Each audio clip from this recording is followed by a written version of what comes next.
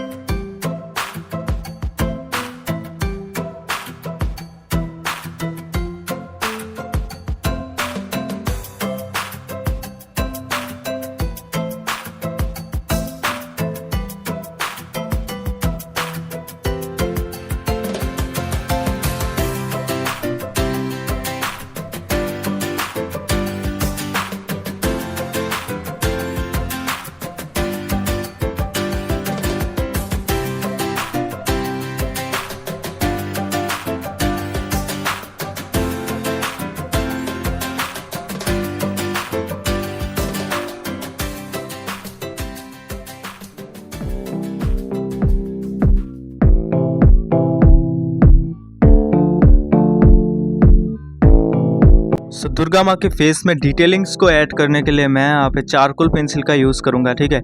और अगर आपके पास चारकोल पेंसिल नहीं है तो आप 10B या फिर 8B का यूज़ करके भी यहाँ पे डिटेलिंग्स को ऐड कर सकते हैं।